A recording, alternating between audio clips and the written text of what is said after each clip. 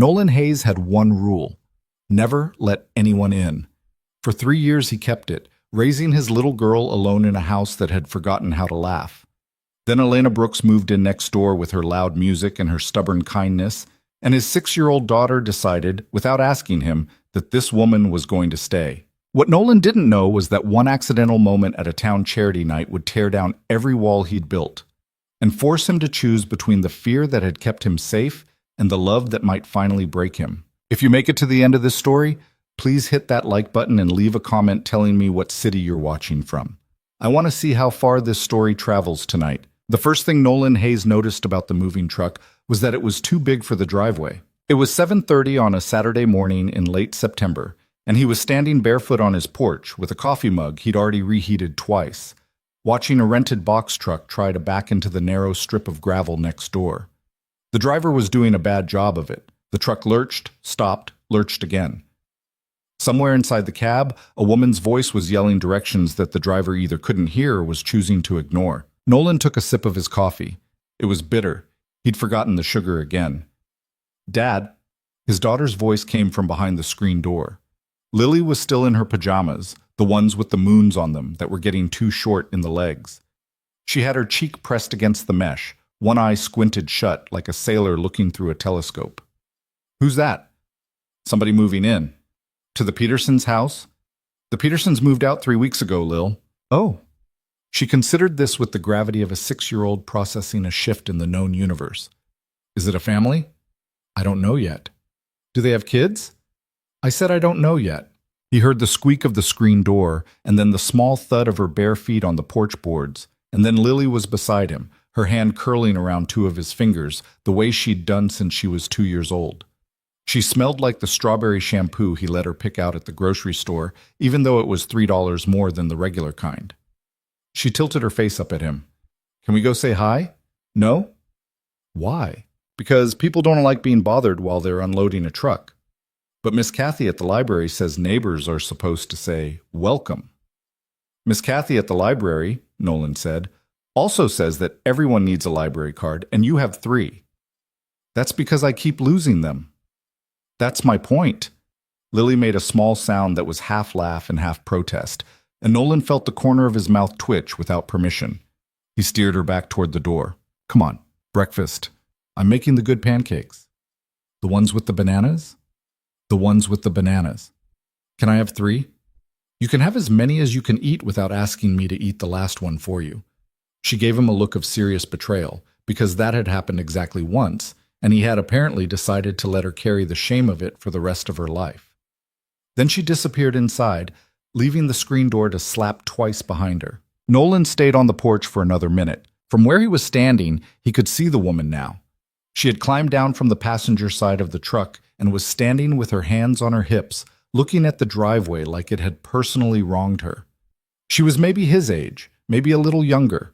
Dark hair pulled up in one of those messy knots that looked like it had been done in 30 seconds and would somehow stay like that all day.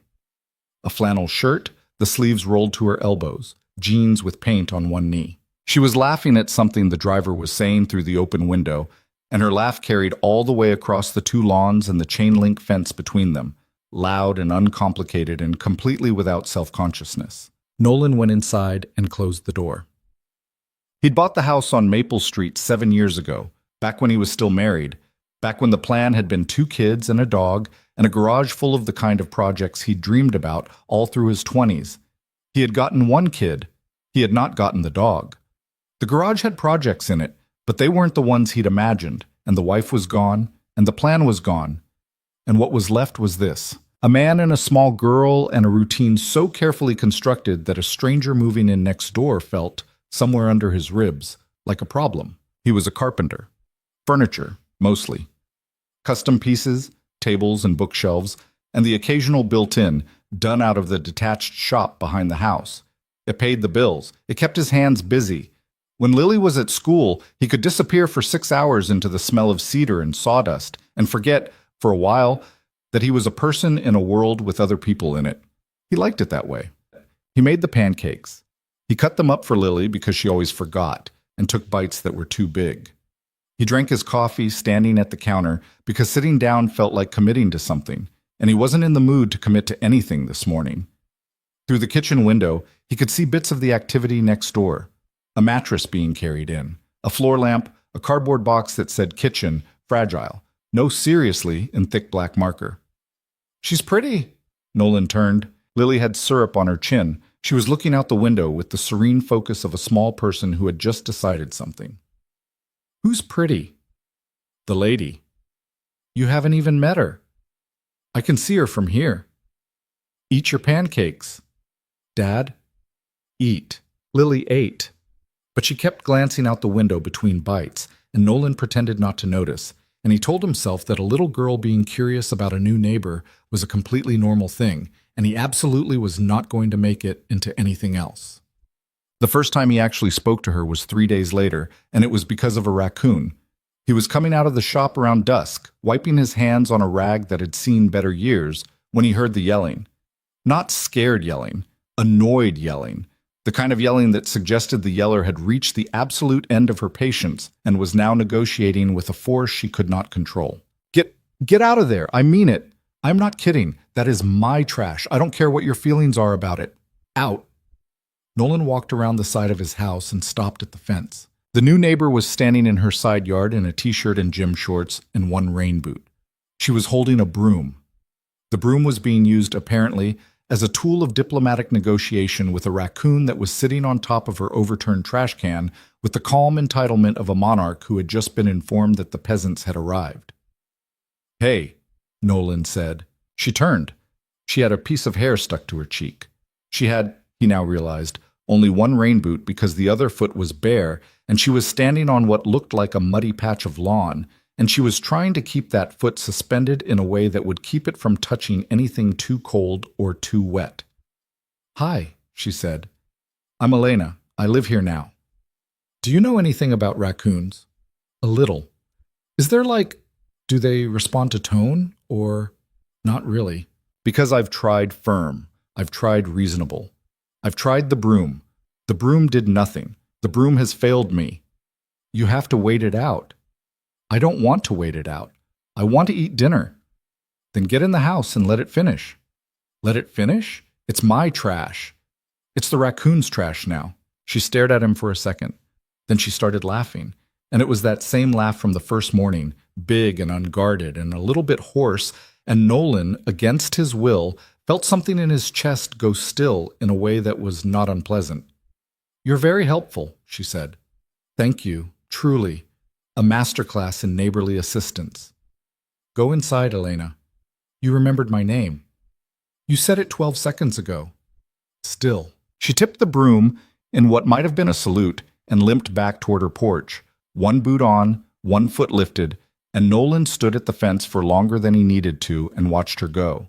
When he turned around, Lily was standing on their back steps in her school clothes, staring at him with her arms crossed. What? He said. Nothing. Don't say nothing like that. What? I didn't say anything.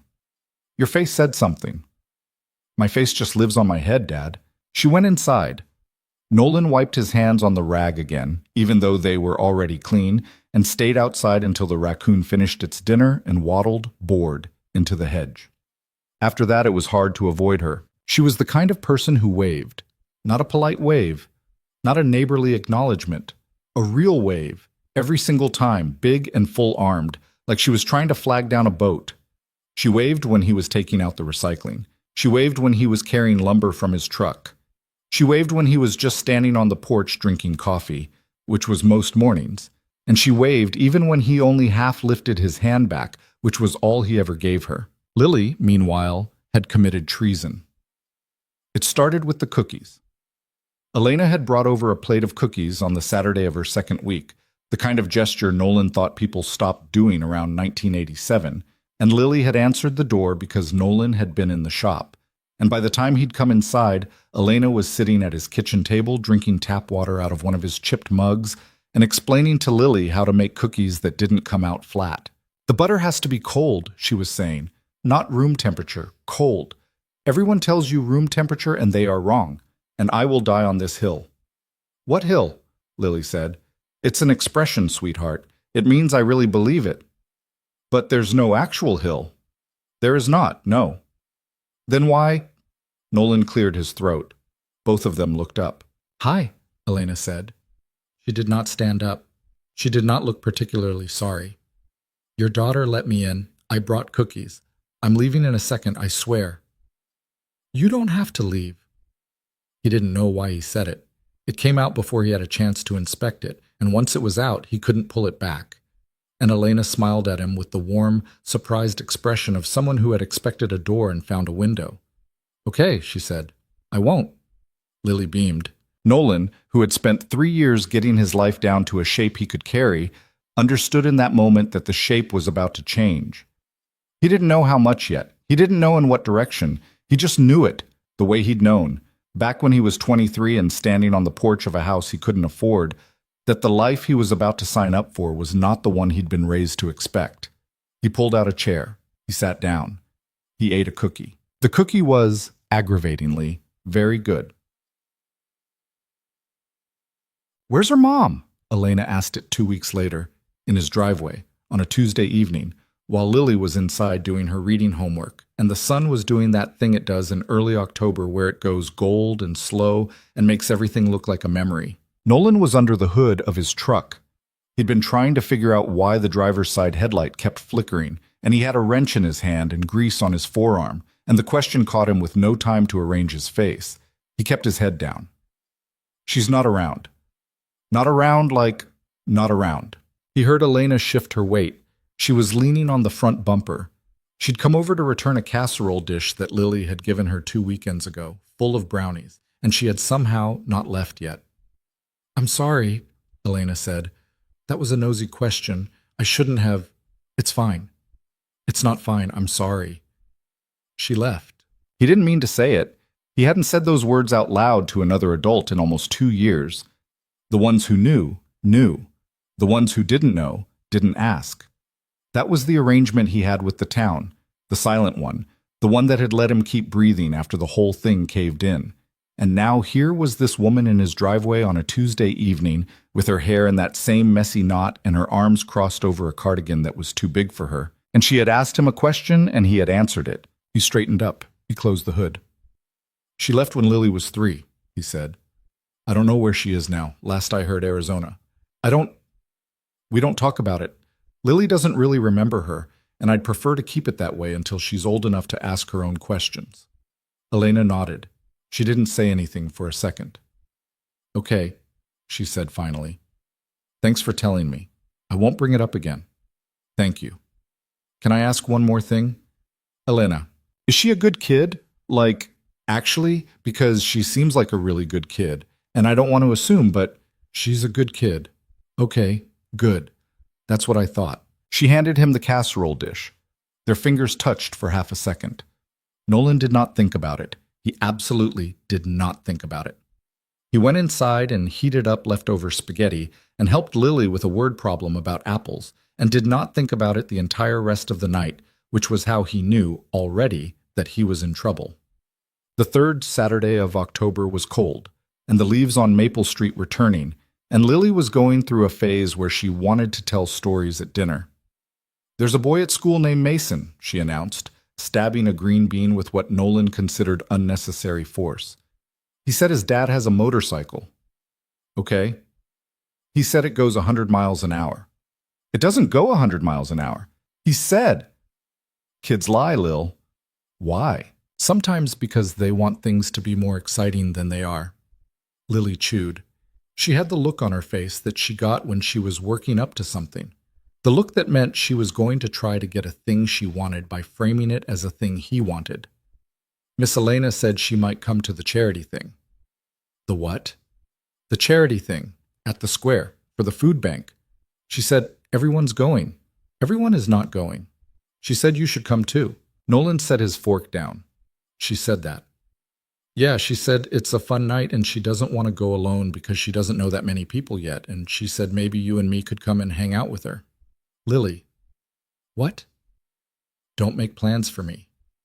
I didn't make plans. I said maybe. Maybe is a plan. Maybe is not a plan. Maybe is a maybe. He looked at her. She looked back at him with her enormous brown eyes and her syrup-stained mouth and the small, shrewd expression of a 6-year-old who had figured out sometime around her 5th birthday that she could get further in negotiations with her father by being logical than by being cute. "I'll think about it," he said.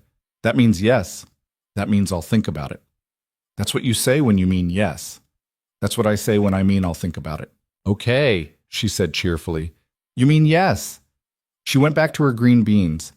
Nolan stared at his plate for a long moment. Somewhere across the fence, a light went on in the window of the kitchen next door, and he could see, just barely, the outline of Elena standing at her sink, rinsing something, her shoulders moving a little to music he couldn't hear. He ate the rest of his dinner without tasting it. He didn't see her for 4 days after that. She wasn't on her porch. Her car was gone in the mornings and back late. He told himself he wasn't tracking it. He told himself the same lie the next morning, and then the next. And by the time Friday came around, he had almost talked himself into believing it. Then, Friday afternoon, she was at his front door. She was holding a casserole dish again. A different one this time, glass with a red lid. Her hair was down. She was wearing a coat he hadn't seen before, and a look on her face that was carefully, deliberately neutral.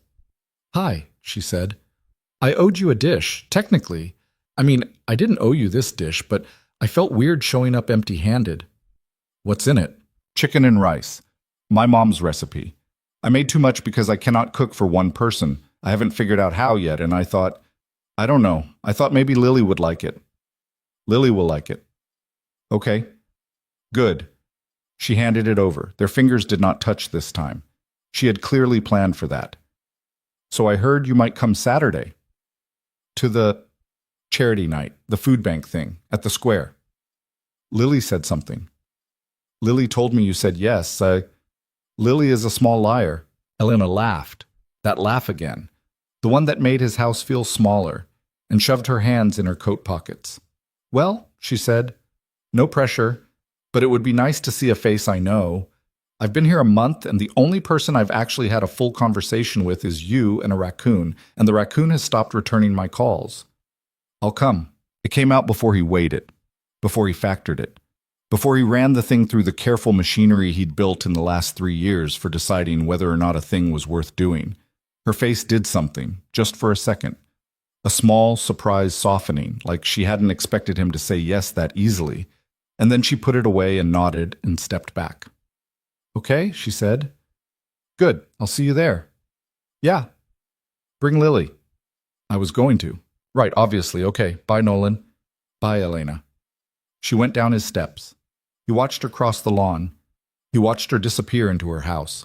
He stood at the door with a casserole dish in his hands and the smell of butter and thyme coming through the lid, and a feeling in his chest that he hadn't felt in a very long time, and didn't quite have a name for.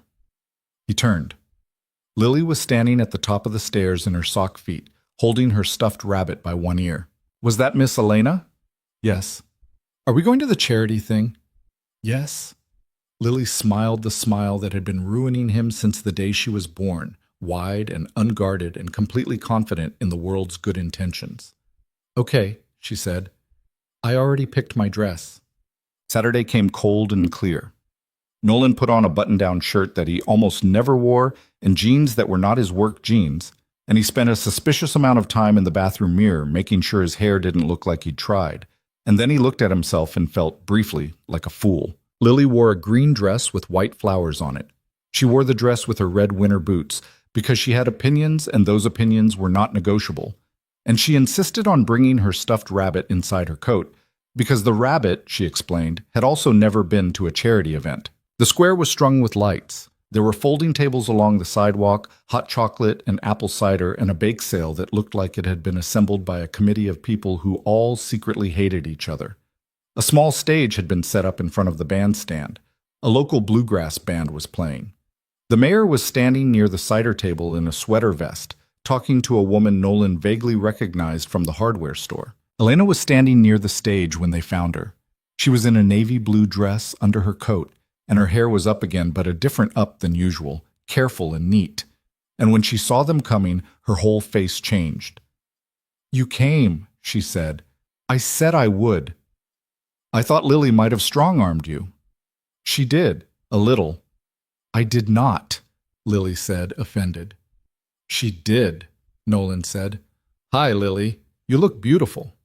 Thank you. This is Mr. Bunny. He's never been to a charity thing. Well, we'll have to make sure he has a good time. Lily beamed. Elena looked up at Nolan, and for a second there was nothing between them but the cold air and the blue grass, and a question that neither of them had the nerve to ask out loud. Then someone tapped a microphone. 3 sharp thuds. All right, folks, a voice boomed through the speakers. It's that time of the night, the part y'all come for, or the part y'all hide from, one or the other. Couples challenge, up on the stage, we need 4 pairs. Any brave souls, come on now, don't make me come find you. Lily's head snapped around like a hunting dog. You and Miss Elena should do it. Absolutely not. Dad? No. It's for the food bank. Lily. You told me we should always help the food bank. I didn't say to humiliate myself for the food bank. Please, please, please, please. Elena was laughing. Actually laughing. One hand over her mouth. She's good, she said. She's really good. Has she considered law school? Don't encourage her. Nolan, it's for the food bank. Don't you start. Come on, what's the worst that could happen? He looked at her. She was looking at him with that grin, the one that was mostly mischief and a little bit something else, and Lily was tugging his hand and bouncing on her toes, and the bluegrass band had started playing something faster, and the mayor was waving people toward the stage, and somewhere in the logical part of Nolan's brain, the part that had spent 3 years keeping his life small and safe and survivable, an alarm was going off. He ignored it. Fine, he said. Fine, fine. 1 challenge, 1. And if I hate it, I'm leaving. Deal. She grabbed his hand. She just grabbed it, like they'd been holding hands their whole lives, and she pulled him toward the stage, and Lily clapped so hard her rabbit fell out of her coat, and Nolan, for the first time in a long time, felt something that was not fear and not grief, but something else. Something that lived in between, something that felt dangerously close to wanting. He did not know, yet, what was going to happen on that stage. He did not know that in about 9 minutes he would be standing under strings of Edison bulbs with Elena Brooks's face closer to his than any woman's face had been in 3 years, and that the distance he had so carefully maintained was about to collapse, and that the part of his life he thought he had buried was about to come walking back up out of the ground. He only knew as he climbed the 2 wooden steps onto the stage that Elena's hand was warm, and that Lily, from the front row, was watching them with the satisfied expression of a general whose plans were proceeding at last exactly as she had hoped. The stage was smaller than it looked from the ground. That was the first thing Nolan noticed when he stepped up onto the plywood platform with Elena's hand still in his. The second thing he noticed was that he could see very clearly every face in the first 3 rows, and every face in the first 3 rows was looking at him. The mayor was at the microphone, wearing the exhausted grin of a man who had been volunteered into public speaking 1 too many times. All right, we got 4 pairs, 4 brave pairs. Give 'em a hand, folks, because nobody else was raising theirs. A scatter of applause. Somebody whistled. Lily was in the front row, sitting on the shoulders of Elena's own contribution to the evening, which was to say, on Elena's cousin's husband, a tall man named Rick, whom Elena had apparently drafted into babysitting duty the second she'd realized her daughter's dad was being dragged on stage. Lily was waving Mr. Bunny over her head like a flag. Nolan was going to have words with both of them later. He did not know, in that moment, which one he was more annoyed at, Lily or himself. The challenge, the mayor said, reading off a laminated card, is a 3-parter. Part 1. And listen close now because Reverend Dawson wrote the rules and he was not messing around. Part 1. You each get a blindfold. One of you is going to wear it and the other one is going to talk you through an obstacle course. And I use that word generously because the obstacle course is 6 folding chairs and a cardboard box. Part 2. After that, you switch. Part 3, which we're calling the grand finale because it sounds fancier than it is, y'all are going to take turns feeding each other pie. Without using your hands. I know. I didn't write it. Don't look at me. Somebody in the audience laughed hard enough to start coughing. Elena turned to him. She was still holding his hand. She had not let go since she'd grabbed it on the ground, and it occurred to Nolan that either she hadn't noticed or she had noticed and didn't care. and he was not sure which answer he wanted to be true. "Listen," she said quietly. "If you want to bail, bail now. I'll tell them you got a call about Lily." "I'm not bailing. You hate this." "I hate this a normal amount. That's a lie, and you know it." "Elena." "What?" "We're doing the chairs." She grinned. It was a small, private grin meant just for him, and it made the bluegrass and the cold and the row of staring faces go a little softer at the edges. She squeezed his hand once and let go, and a teenager in a volunteer t-shirt came over and handed each of them a folded blue bandana. "Who's going first?" the mayor said. "He is," Elena said before Nolan could speak. "Why me? Because if I go first, you'll refuse to do yours, and then we lose, and I didn't climb up here to lose." Unbelievable. "Put it on." He put it on. The bandana smelled faintly of detergent. The world went dark. He heard Elena laugh, the nervous edge of her laugh, the one she only did up here in front of people. And then he heard the shuffle of chairs being rearranged, and the mayor making some kind of joke he didn't catch, and then Elena's voice right in front of him, closer than he expected. "Okay, Hayes, listen to me. I'm going to get you through this. It's 6 chairs. It's 6 chairs in a pattern designed by a reverend. We don't know his mind. Take 2 steps forward." He took 2 steps. "Now stop. There's a chair at 2 o'clock for you. Step around it to your left." "My left or your left?" "Nolan, we are facing each other. It's the same left." "It's not, actually." "Oh my God." "My left. Step to my left. Go." He stepped. His knee brushed something wooden and unsteady. The crowd made a noise that was half warning, half delight. Elena laughed. "You almost killed a chair. Keep going. 3 more steps. There's a box." "Where's the box?" "It's directly in front of you. Directly. Like, lift your leg. You're about to kick it." He lifted his leg. His foot hit cardboard. The crowd cheered. "See," Elena said, "I'm a very good navigator." "That is not what this is." 2 more chairs. Go right. My right. You're right. Everybody's right. He went right.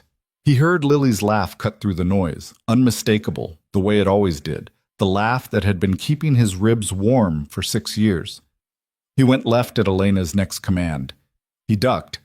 There was apparently a low-hanging string of lights that nobody had warned either of them about, and Elena swore under her breath and pulled him sideways by the elbow, and then her hand was on his chest, flat, just for a second, to stop him. "There," she said. "You made it." He pulled the bandana off. She was standing closer than he'd thought. Her eyes were bright. Her hair was coming loose from its knot on one side. The crowd was clapping, and somebody was yelling something about a time record, and Elena did not move, and neither did he. "Your turn," he said. "Be kind to me," she said. "No promises." He tied the bandana around her head. His knuckles brushed her temple. Her hair smelled like something warm, something that wasn't shampoo, something closer to the air in her kitchen the day she'd sat at his table eating the chipped mug water like it was fine wine. He stepped back. The teenager reset the chairs. The mayor said something into the microphone that Nolan didn't hear. "All right," Nolan said. 3 steps forward. 3 big steps or 3 small steps? Medium steps. Go. Define medium. Elena. "I have short legs." "Your legs are fine. Go." She went. He guided her around the first chair. She was worse at this than he was. She kept asking for more information than he was giving her. She kept arguing with his directions. She kept stopping to ask whether he was lying about where the box was. And the crowd loved it. The crowd was losing its mind. The crowd was watching 2 adults bicker their way through a cardboard obstacle course in the middle of a charity fundraiser, like it was the funniest thing they'd seen in a year. "Step over the box," Nolan said. "I don't trust you." "There's a box right there, Elena. You have to step over it." "You're going to let me fall on my face." "I'm not going to let you fall on your face." "Swear." "I swear." She stepped. Her foot caught the edge of the box anyway. She pitched forward, arms pinwheeling, and he caught her. Not gracefully, not the way a romance novel would have written it, just the panicked reach of a man who had spent his life catching things that were about to break. And she ended up with both her hands on his chest and her blindfolded face a few inches from his, and the crowd made a sound like a collective breath being drawn. Nolan did not move. Elena was laughing, a shaky, surprised laugh. She hadn't taken the bandana off. "Did I make it?" she said. "You made it." "Did I fall?" "Almost." "Did you catch me?" "Yes." "Good job, Hayes." She reached up and pulled the bandana off her eyes. She was still laughing. Her hands were still on his chest. The laugh faded slowly, the way a song fades out at the end of a track, and she was just looking at him, and he was looking at her, and the crowd had gone quiet in a way Nolan did not like. Elena's eyes flicked down to his mouth. It was not on purpose. He could tell it was not on purpose. It was the kind of small, involuntary thing a person does when something is happening to them that they did not plan for, and he felt it land in his chest like a shove. She stepped back. "Pie," she said too loudly. "There's pie. We have to do the pie." "Right, pie." "Forget the pie. There's no pie. Move on." "No, there's pie. I can see it from here." The teenager was, in fact, holding 2 paper plates of apple pie. The teenager was looking at them with the expression of a young person who had just seen something she was not supposed to see and was going to tell her friends about it later. She set the plates on 2 folding chairs. The mayor cleared his throat. "Pie," he said. "No hands. Remember, folks, this is for a good cause." "Who wrote these rules?" Nolan muttered. "You heard him. Reverend Dawson. I'm going to have a conversation with the Reverend." "Stop stalling, Hayes." He knelt down next to the chair. He felt distantly, like a man observing his own body from somewhere outside it. He bit into a slice of pie without using his hands, came up with apple filling on his chin, and Elena was laughing so hard she had to brace herself against the chair, and the crowd was howling, and Lily, from the front row, was screaming with delight in a way that made the last knot of reluctance in his chest dissolve. Then Elena knelt down. She leaned toward the other slice of pie. Only she didn't quite manage it. Her hair fell forward, catching in the whipped cream, and Nolan, without thinking, reached out and tucked it behind her ear. His fingers grazed her jaw, just for a second. She froze. He froze. They were kneeling on a plywood stage in the middle of the town square, in front of 300 people in a bluegrass band, and he had his hand on the side of her face, and the moment stretched and stretched and stretched, and then Elena leaned forward and took a bite of the pie and laughed with her mouth full, and the crowd erupted, and Nolan stood up too fast, and the spell cracked, but it didn't break. It didn't break. They walked off the stage together. The mayor was announcing that the winners would be named at the end of the night, based on the decibel level of the applause, which Nolan was almost sure was not a real metric. Elena was wiping whipped cream off her face with a napkin someone had handed her. Lily had come barreling through the crowd and thrown herself at them, small arms wrapped around Elena's waist. And Elena was laughing and accepting the hug and looking over the top of Lily's head at Nolan with an expression he could not read. He didn't try. He was afraid of what he'd find if he looked too hard. They stayed another half hour. They drank cider. Elena talked to a woman from the library. Nolan shook hands with 2 clients he hadn't seen in months. Lily decided at some point that she was exhausted, and she made that decision in the way small children make it, which was by becoming unreasonable about the texture of her mittens. "Time to go home, kid." "No." "Yes." "I'm not tired. You're standing here arguing with me about mittens, Lily. The mittens are itchy." "They're not itchy. They feel itchy." "You have a feeling. That's different." Elena was watching this with the helpless amusement of a person who had not yet figured out how to be helpful in a parental standoff. She crouched down to Lily's level. "Hey, what if I walked home with you guys? Would that help?" "Yes." "Cool, let's go." "You don't have to," Nolan said. "I know I don't have to. I want to. It's cold and I'm walking home anyway, and we live 18 feet apart." "More than 18 feet. Not much more." He couldn't argue with that. They walked back through the square, past the cider table and the bluegrass band and the folding chairs that somebody was already starting to stack. The lights swung on their strings in the small, cold wind. Lily, after about 2 blocks of loud resistance, surrendered, and Nolan carried her the rest of the way with her face buried in his shoulder and Mr. Bunny dangling from her limp hand. Elena walked beside him, her hands in her coat pockets, her breath showing white in the air. Neither of them said anything for the first block. It was not an uncomfortable silence. It was a loaded one, the kind of silence that sits on your chest. "So," Elena said finally. "So? That happened?" That happened. The thing. On the stage.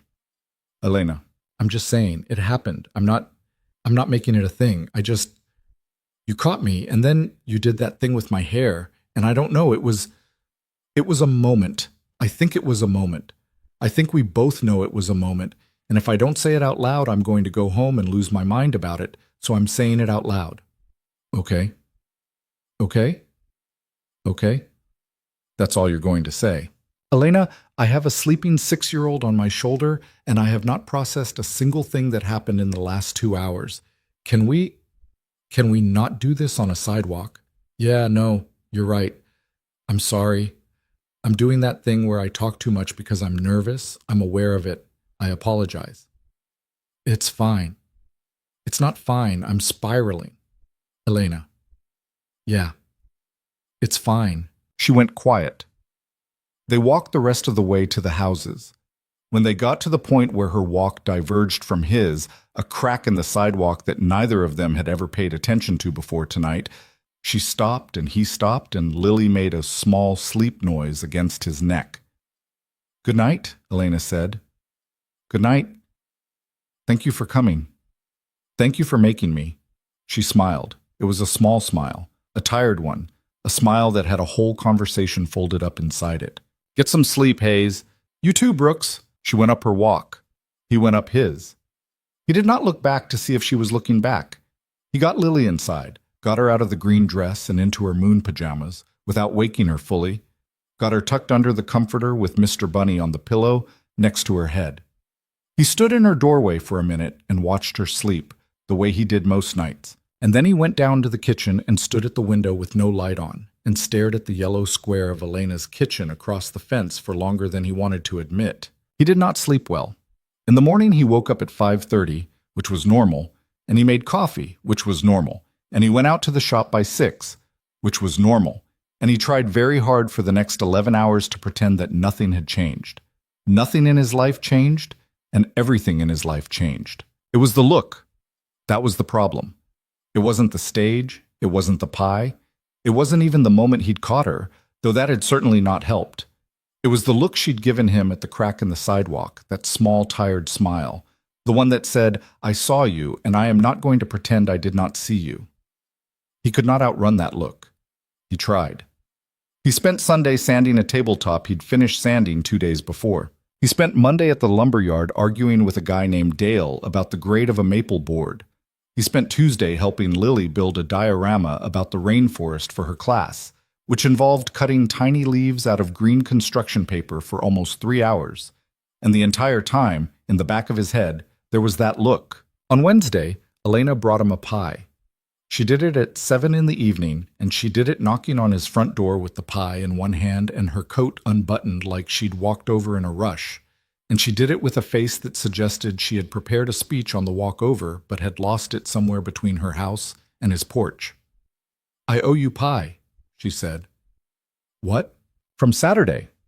I lost. We lost.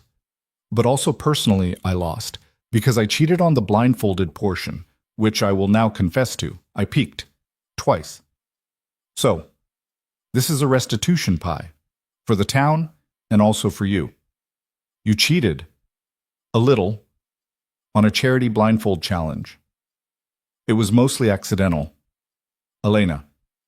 Are you going to take the pie, or are we going to stand here?" He took the pie. "Lily's in the kitchen," he said. "She's doing math." "At 7 at night? She's 6 and she's mad about it, but the worksheet is due tomorrow." "Can I say hi?" He hesitated, only for a second, but she caught the hesitation the way she seemed to catch everything about him lately, and her face did a small, careful thing, and she took a step back. "It's okay," she said. "I can go. I don't want to intrude." "You're not intruding." "Nolan, Come in. I'm sorry. Come in." She came in. Lily, hearing the voices, came skidding out into the hall in her sock feet, and her whole face lit up at the sight of Elena in a way that made Nolan's stomach drop in a complicated way. Lily had not lit up like that for another adult in a long time. Not for his mother on the phone, not for her teacher, not for the woman at the library who always saved her the books about horses. Only Elena. and Elena was aware of it. Nolan could see her register it, see her hold her face very still so as not to make it a big deal. See her kneel down like a person who knew that kneeling down was the right thing to do. "How's the math?" Elena said. "I hate it." "What's it about?" "Subtraction. Subtraction is the worst one." "Thank you." "I'm serious. Addition is fine. Multiplication is fine. Subtraction is sneaky. Subtraction lies to you." "That is what I am saying." Elena looked up at Nolan with a grin that was part apology and part triumph. He shook his head at her, not quite smiling, and went into the kitchen to put the pie on the counter. When he came back, Elena had Lily's math worksheet on her lap and was arguing, with great seriousness, that the number 7 had a personality problem. He let it happen. He let it happen for an hour. Elena did the math with Lily. Then Elena read half a chapter of a book about a girl and a dragon, which Lily had chosen from her shelf with the kind of careful deliberation a small child uses when she is trying to keep a good thing going. Then Lily fell asleep with her head on Elena's shoulder on the living room couch, and Elena looked up at Nolan over the top of Lily's sleeping head, and her face was a mix of things he didn't have the vocabulary for. "You okay?" he said. "Yeah." "You sure?" "Yeah, I don't usually, kids, I don't really, this is new for me." "Okay." "I like her a lot." "I can tell. I don't want to mess anything up for her. I know whatever is going on, whatever this is, I know you have to be careful about her. And I don't want to be somebody who's here and then not here. I wouldn't do that to her." He sat down across from her on the coffee table. He kept his voice low so he wouldn't wake Lily. "Elena, I know, I'm doing it again. Elena, stop." She stopped. "I don't know what this is either," he said. "I have not had this conversation in a long time. I'm not good at it. I wasn't good at it when I was good at it. So you're going to have to be patient with me, because the last time I let somebody in, she left, and I spent 3 years making sure that didn't happen again, and now I don't know what I'm doing. So that's where I am." "Okay? Okay? Okay. That's all you're going to say?" "I'm using your line." "I noticed." "I'm not going anywhere, Nolan. I'm not. I moved here because I was done with the city. I was done with the noise. I was done with every man in my old zip code. I came here to start something different, and the something different turned out to be your kids' math homework on a Wednesday at 9 p.m. And I'm okay with that. I'm more than okay with that." He could not speak for a second. "Okay," he said finally. "Okay." She shifted, carefully, and he took Lily from her. The dead weight of a 6-year-old is a very specific weight, and he had carried it 1,000 times.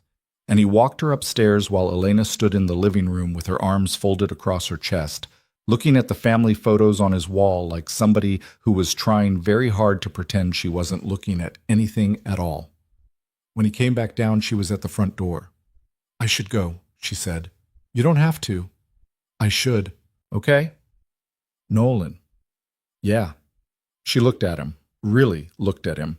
The porch light behind her was making a halo of her hair, and her hands were in her coat pockets, and the air between them was doing that thing it had been doing since Saturday night. The thing where it wasn't quite air anymore, where it had thickened into something with gravity. "I'm not going to kiss you tonight," she said. "Okay." "Not because I don't want to. I want to. I really want to.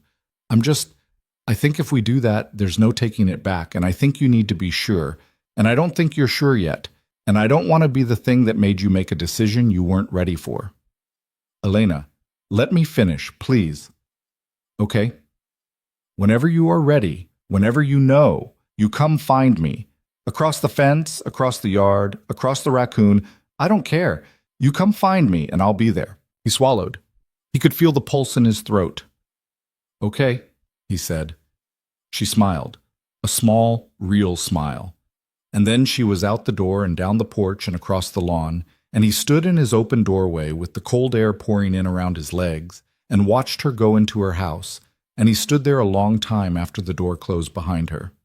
He did not know then that they had just bought themselves one more week of pretending. He did not know that by the following Saturday, his mother would call him with a piece of news that made his chest go cold, or that the county newspaper would run a photograph from the charity night that set the whole town to whispering, or that a man in a gray suit from a downtown firm would knock on Elena's door on a Tuesday evening and offer her the kind of job a person does not turn down twice. He only knew, as he closed his front door that night and pressed his forehead against the cool wood of it, that the walls he had spent 3 years building around his life had just developed a crack, and the crack, he already suspected, was not going to heal. It was going to widen. The crack widened on a Thursday. It did not announce itself. That was the thing about the slow destruction of a careful life. It never announced itself. It came in through the side door. It came in through a phone call and a newspaper and a knock on the wrong neighbor's front door. And by the time Nolan Hayes understood what was happening to him, the walls he had spent 3 years building were already leaning, and all he could do was put his hands against them and feel the shift. The phone call came first.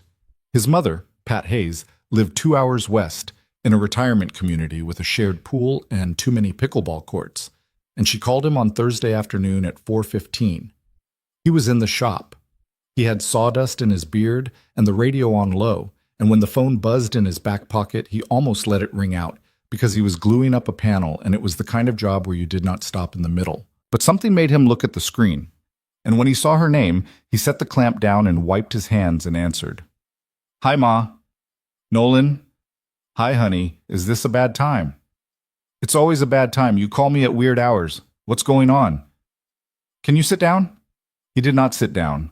A person does not sit down when their mother says that. A person braces. "What? I'm fine.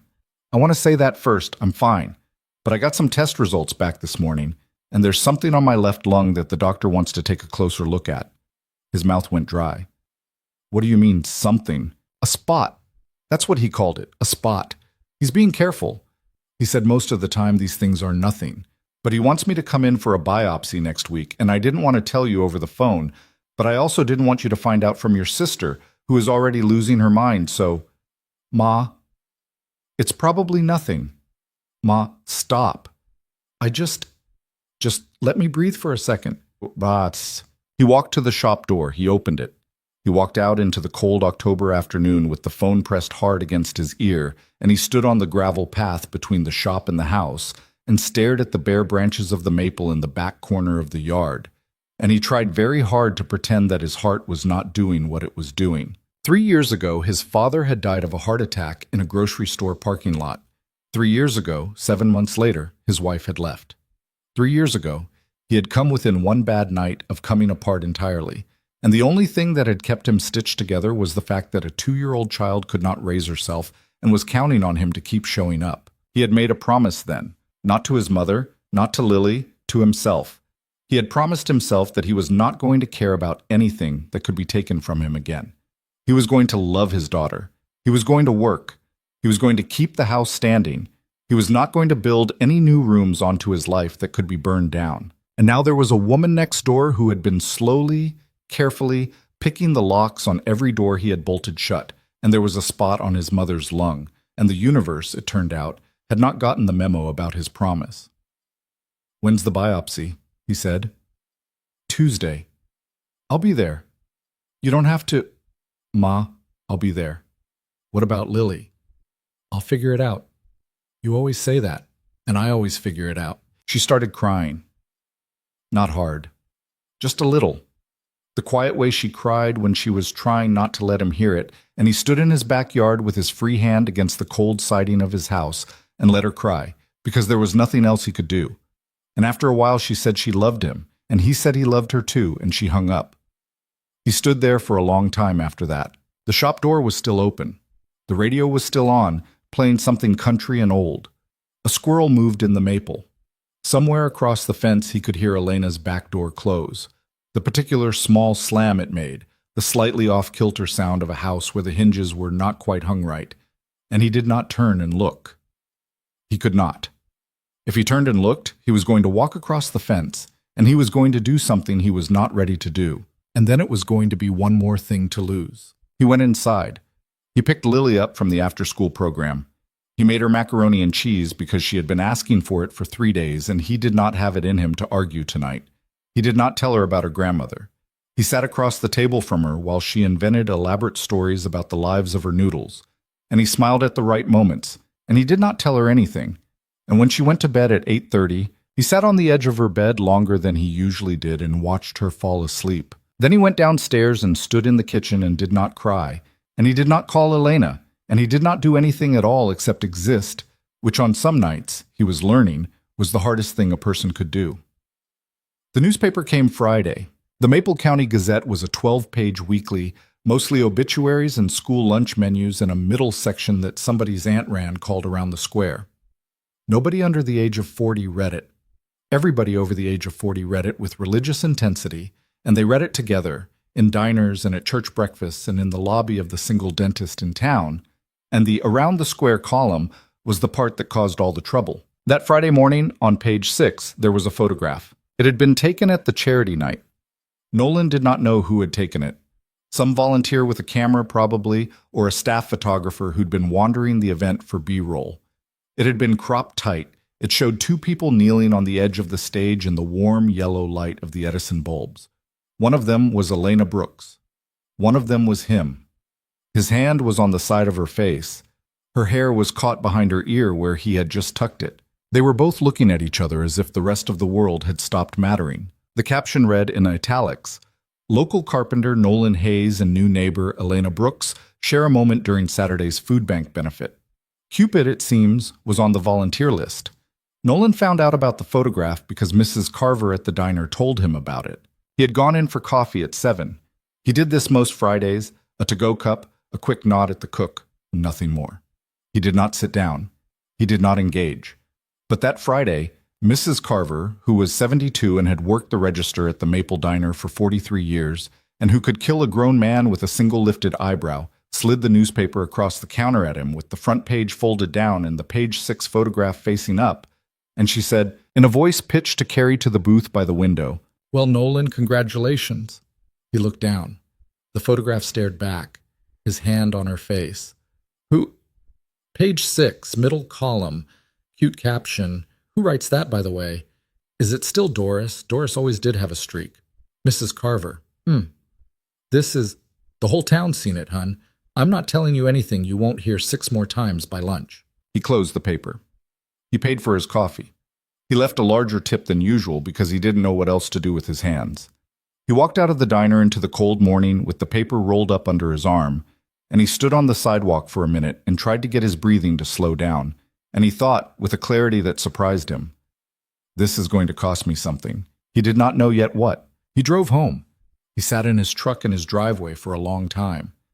When he finally looked up, Elena was standing on her porch in a hoodie and pajama pants, holding a coffee cup, looking directly at his truck. She had a newspaper in her other hand. He rolled down his window. "You saw it," he said. "I saw it." "Okay. Are you? How are you?" "I don't know." "Yeah." "Come over," he said, before he could think about whether that was the right thing to say. She came over. She crossed the 2 lawns barefoot because she had not put shoes on, and she did not seem to notice the cold until she was halfway across, and even then she just made a small face and kept coming. She climbed into the passenger side of his truck because it was closer than the house, and she sat with the newspaper in her lap and the coffee cup clutched in both hands, and she did not say anything for a second. "Mrs. Carver told me," he said. "Mrs. Klein told me." "Who's Mrs. Klein?" "I don't know. She works at the post office. She smiled at me. She did that knowing smile. And I said hi, and she said, 'Oh, honey,' and then she pointed at the newspaper rack, and I went and looked, and yeah. She laughed a little. It was not a happy laugh. It was the kind of laugh a person makes when they have run out of other responses to a situation, and he felt it in his chest the way he felt her laugh now, as a small landslide. "Is this a disaster?" she said. "It's not a disaster." "Is it not, though?" "It's just a photograph, Elena." "Nolan, look at it." He looked at it. She was right. It was not just a photograph. "It's a small town," he said finally.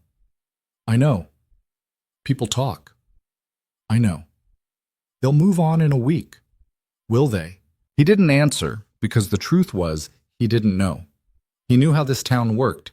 He had lived here his whole life. He knew the way a piece of gossip, once it got into the system, could move through the veins of the place for months, the way a splinter under the skin could sit there until it turned black. He had watched it happen to other people. He had, in the worst year of his life, been on the receiving end of it himself when his wife had left, and the whispers had followed him for over a year, and he had never been so grateful for anything as he was for the moment they finally stopped. And now here they were again. He could feel them starting. He could feel the shape of them coming. "Sorry," Elena said. "Don't. I'm the new person. I'm the one who—" "Elena, feel like I dragged you into this." "You didn't drag me anywhere. I climbed up on that stage with you." "Yeah, but I made you." "Lily made me." "Oh, so your daughter's the one who ruined your life. Got it. That's not what I said. I know. I'm sorry. I'm doing the nervous thing." I noticed. She looked down at her hands. The coffee was steaming in the cold truck cab. Outside, a school bus pulled up at the corner, and Lily was running down the driveway with her backpack half-zipped and her shoelaces untied. And Nolan rolled the window up fast and lifted a hand, and Lily waved back and climbed onto the bus. And he watched her go and was grateful, for a small moment, that she was 6 and nobody was going to read her the Around the Square column over breakfast. "My mom called yesterday," he said. "Okay." "They found a spot on her lung. She has to go in for a biopsy on Tuesday. I have to drive out there." Elena's whole body turned toward him in the passenger seat. "Nolan, I don't know what it is. The doctor said it's probably nothing. He said most of the time these things are nothing. But I am not in a great place with the word, probably right now." "Yeah. I haven't told Lily." "You shouldn't, not until you know." "That's what I thought." "Who's watching her on Tuesday?" "I don't know. I was going to ask Janet up the street. Her kids go to the same school. But Janet's—" "I'll do it." "Elena, I'll do it. I work from home. I can rearrange some things.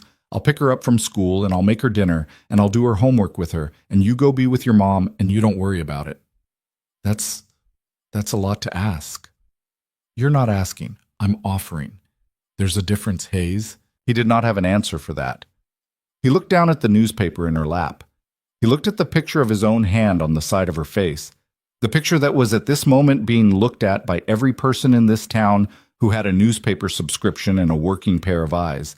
And he thought, with the exhausted honesty of a man who had been up most of the night, that he did not care anymore. He did not care what the town thought. He did not care what Mrs. Carver said from behind the register at the diner, and he did not care what they put in around the square next week, and he did not care about any of it. What he cared about was the woman in the passenger seat of his truck, sitting there in her pajama pants with cold bare feet, who had just volunteered to watch his daughter so that he could sit in a hospital waiting room 2 hours away on Tuesday. "Okay," he said.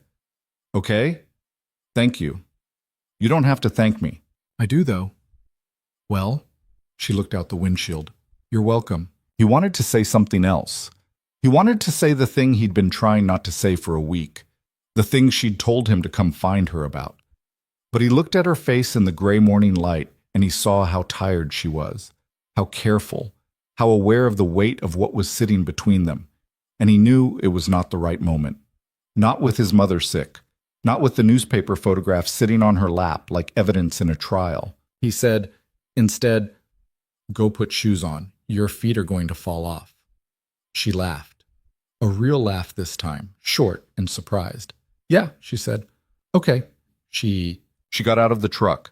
She walked back across the lawn in her bare feet. At her porch, she turned and looked back at him, and she lifted the newspaper in a small, ironic salute. And then she went inside, and Nolan sat in his truck with his hands on the wheel and his forehead against the cold edge of it, and breathed out the first full breath he'd taken since his mother had called. Tuesday came too fast and too slow. He drove the 2 hours out to his mother's town with the radio on and the windshield wipers going because a cold rain had rolled in overnight, and he got to the clinic 45 minutes early and sat in the parking lot and drank bad coffee out of a gas station cup and tried to remember how to pray, even though he had not prayed in years and did not believe in anything anymore that was big enough to hear him. He ended up just sitting with his hand on the steering wheel, silent, thinking about his mother's kitchen and his father, and the maple tree in the backyard of the house he'd grown up in, and all the other small anchored things of his early life that had turned out not to be permanent after all. The biopsy took an hour and change. He sat in the waiting room with a 2-year-old magazine about bass fishing and did not read it. He walked up and down the hallway. He answered a text from Lily that Elena had clearly dictated and then let Lily punctuate in her own way, which meant it had 30 exclamation points and a heart emoji and the words, "We are having grilled cheese," in all caps. His mother came out of the procedure pale and groggy and irritated, which was how he knew she was still herself. The doctor told them they would have results by Friday. The doctor was a kind-faced young man with tired eyes who had clearly given this speech 100 times. His mother patted the doctor's hand and told him to take a day off, and the doctor laughed, and Nolan, watching his mother be his mother, felt something loosen in his chest for the first time in 4 days. He got her back to the retirement community. He made her soup.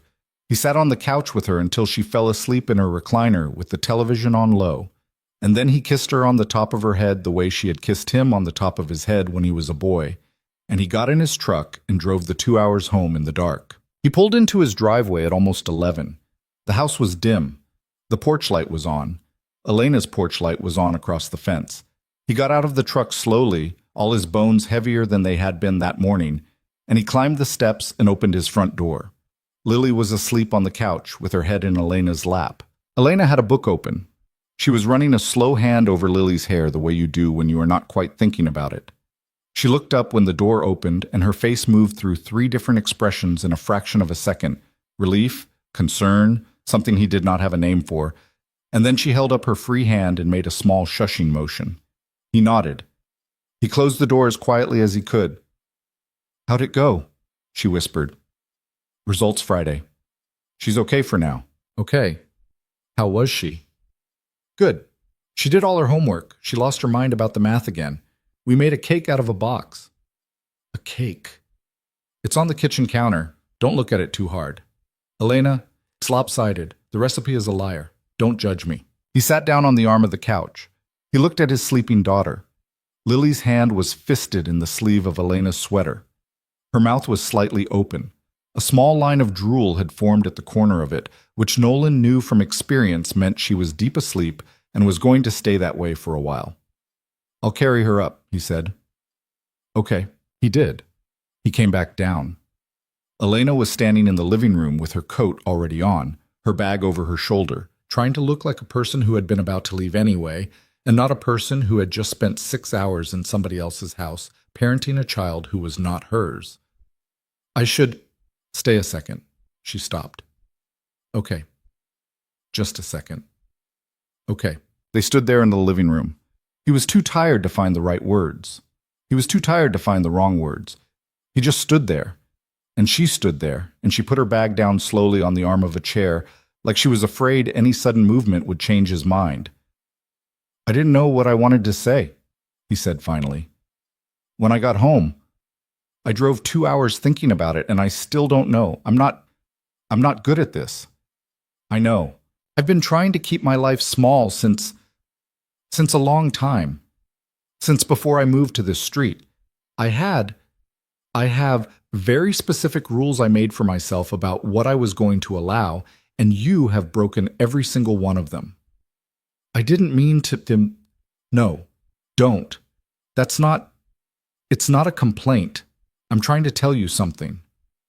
"Okay." When my mother called on Thursday, the first thing I thought was, don't tell Elena. The second thing I thought was, I need to tell Elena. And the second thought won, and I don't know what to do with that because I do not let people in, Elena. I do not. And you are in. You are already in. I don't know how that happened. I don't know when it happened. But it happened, and I can't undo it, and I don't want to undo it. She did not say anything. He could hear her breathing. He could hear his own heart, which seemed suddenly very loud in the silent living room.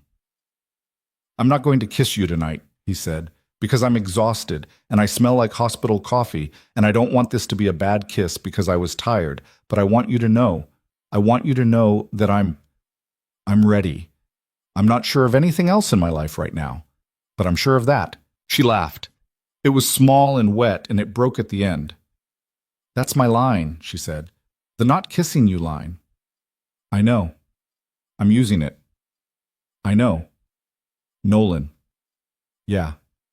Come here. He came. She did not kiss him. She did what he had not expected. She put her arms around him and she held on to him, tight, with her forehead pressed to the collar of his shirt. And she did not say anything, and after a second he put his arms around her too, awkwardly at first, and then properly, and he held her in his own living room with his sleeping daughter upstairs, and he let himself feel, for the first time in 3 years, what it was like to be touched by a person who was not a small child or a polite acquaintance or a stranger at a hardware store counter. It broke something in him. He had not known it was still there to break. She pulled back finally. She wiped her face with the heel of her hand. She smiled at him in a way that was not playful, not teasing, just tired and open and a little bit afraid. "I'm going home," she said. "Okay." "Text me when she wakes up." "Okay." "Friday. When you hear about your mom." "Okay." "Good night, Nolan." "Good night, Elena." She left. He stood in the middle of the living room for a long minute. Then he went upstairs and stood in the doorway of Lily's bedroom and watched his daughter sleep. He went to his own room and got into bed and did not turn the light on. And he lay there in the dark and felt, for the first time in a long time, not peace, but something near it, something close enough. Wednesday, he got through on muscle memory. Thursday, the same. He worked. He picked Lily up. He made dinner. He answered a text from Elena about a recipe. He did not go over. Friday morning at 10:45, his mother called. "Benign," she said. He had to sit down on the floor of the shop. "Say it again." "Benign, honey. It's benign." The doctor just called. He was almost laughing. He said he should have known. He said these almost never turn out to be anything, but he's cautious and... "Nolan, honey, are you there? I'm here." "You crying?" "No. You're crying." "I'm not." "That's all right. I'm crying too." He sat on the floor of his shop with sawdust in the knees of his jeans and his phone pressed to his ear, and for the first time since Thursday of the week before, he felt like he could stand up without the ground moving under him. He called Elena. She picked up on the second ring. "She's okay," he said, before she could even say hello. "My mom. It's benign. She's okay." There was a breath on the other end of the line. "Oh, thank everything, Nolan. Oh my, I'm so glad. I'm so glad. Where are you?" "The shop." Come over right now." "I'm coming." He hung up. He stood up. He walked across the 2 lawns with sawdust still on his jeans, and he did not knock, because Elena had told him weeks ago that he never had to knock, and he pushed open her back door, and she was standing in her kitchen with a dish towel over one shoulder and her hair down, and she turned when she heard him come in, and she was already laughing and already crying at the same time. He crossed the kitchen in 3 strides, and this time he did kiss her. He did kiss her, and he did not apologize for it, and he did not think about it, and he did not factor it through the careful machinery he had built for the last 3 years, because the machinery was gone. The machinery had broken down on the floor of his shop when his mother had said benign. The machinery had been dying for weeks, and he kissed her with his hands on either side of her face and her hands gripping the front of his flannel shirt. And it was not a clean kiss, and it was not a graceful kiss, and it was not the kind of kiss that got written about in books. It was the kind of kiss a person gave when they had almost lost someone they loved and had remembered, in the almost losing, how much there was still to hold on to. When they pulled apart, Elena was laughing into his shoulder. You smell like sawdust," she said. "I'm sorry." No, I like it. I'm telling you, I like it." "Okay." "I'm saying it's a compliment." "Got it." "Say something, Nolan." "I don't know what to say." "Say something anyway." He thought about it. He thought about his mother and Lily and 3 years of keeping the door bolted and the newspaper photograph and Mrs. Carver at the diner and every whisper that had already started moving through town and every one that was still coming. He thought about how tired he was and how much he did not want to lose this and how close he had come to never having it. "I'm tired of being scared," he said finally. "I'm tired of it. I'm 40 years old in 8 years, and I have spent the last 3 of them acting like my life was already over, and it's not. It is not. And I don't know what this is, Elena. I don't know where it goes. I don't have a map for it, but I'm not going to do the thing I was going to do, which was talk myself out of it. I'm not doing that. Not this time." She pressed her forehead to his. "Good," she said. "Good? Good, Hayes, that's all I was waiting for." He did not know yet about the man in the gray suit from the downtown firm. He did not know that on Tuesday of the following week, that man was going to knock on Elena Brooks' front door with a job offer in a manila folder, a job offer 3 hours away, in a city she had left for a reason, at a salary she could not reasonably turn down, and that the small, fragile, hard-won thing he was holding in his hands at that very moment in her kitchen was about to be tested in a way neither of them was prepared for. He only knew, as he stood there with her forehead against his and her hands still fisted in his shirt, and the dish towel slipping off her shoulder onto the kitchen floor, that he had finally, after 3 years, let somebody back in. And he knew, too, that the part of him that had been keeping careful watch over his own heart had gone quiet, at last. It had not gone away. It would never go away entirely. But it had gone quiet, for the first time in a long time, and in that quiet, for a few minutes on a Friday morning in late October, Nolan Hayes was not a widower of a broken marriage, and not a man with a spot on his mother's lung, and not the subject of the Around the Square column on page 6 of the Maple County Gazette. He was just a man in a woman's kitchen, holding on. The quiet held for 4 days, 4 good days. 4 days of Nolan Hayes waking up and not reaching for his phone the first second he opened his eyes to make sure nothing had fallen apart overnight.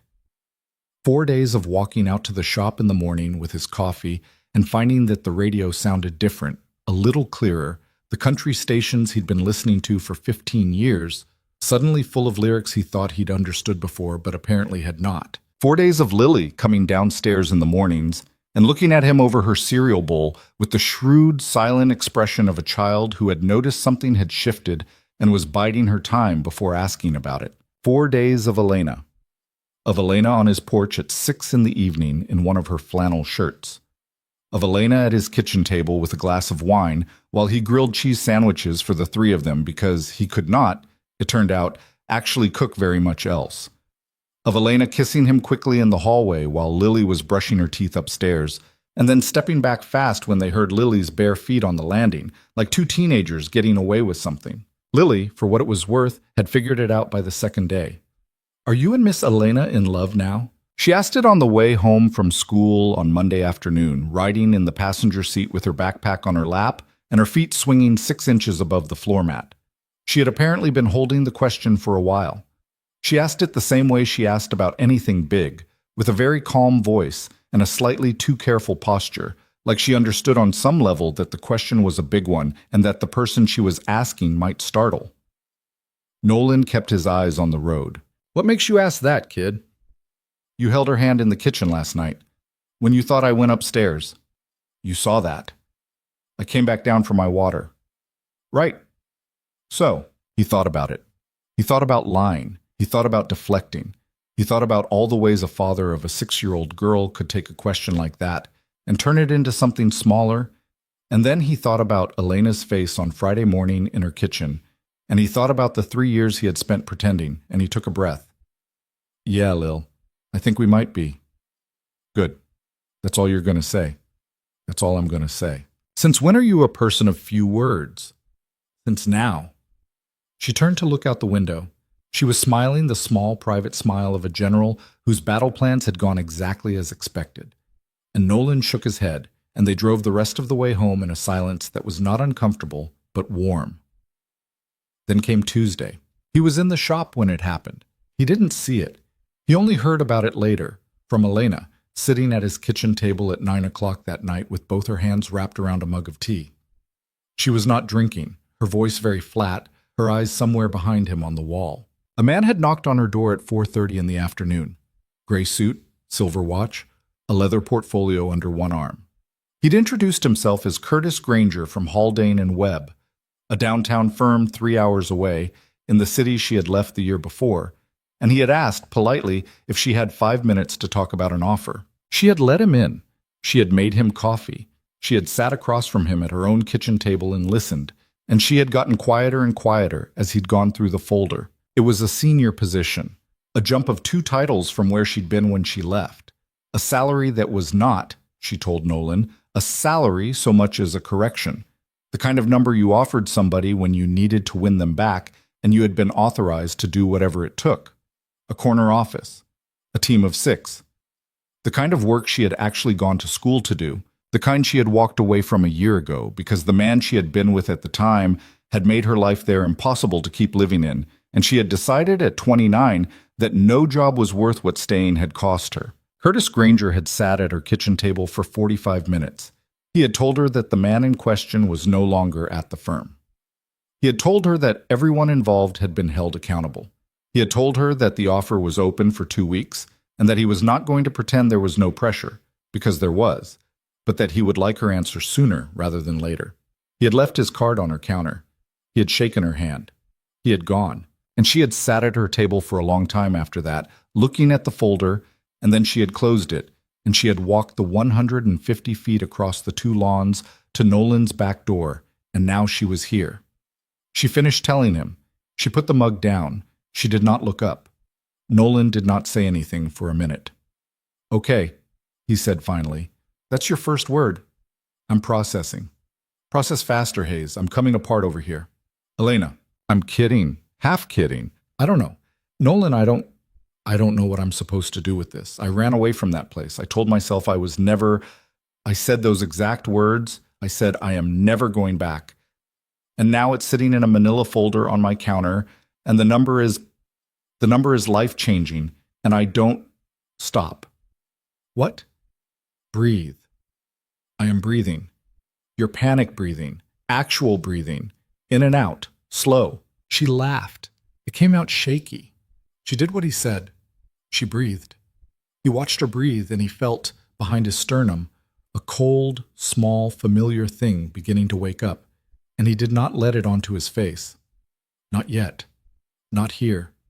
Not when she needed him to be steady. "Do you want it?" he said. "That's the wrong question." "Do you, though?" "Nolan, that's not fair." "It is fair. It's the only fair question." She looked down at the mug. She turned it slowly in her hands. "I wanted it a year ago," she said. "I wanted that job so badly. A year ago, I could have tasted it. I worked for that job. I was good at that job, Nolan. I was really good at it. And then everything happened with Derek, and I left, and I told myself I was fine leaving, and I was fine leaving. I was fine. I am fine. But the part of me that wanted the job didn't die. It just got quiet. And this afternoon I heard it wake back up, and I hate that I heard it." "Why do you hate it?" "Because—" She stopped. She closed her eyes. "Because I don't want it anymore." "But you do." "Yeah." Okay. That's real. That's important. I needed to know that." He stood up. He went to the stove and turned the burner off under the kettle that had long since stopped whistling. He did it mostly to have something to do with his hands. When he turned back around, she was watching him with the guarded expression of a person who was waiting to find out how much damage had just been done.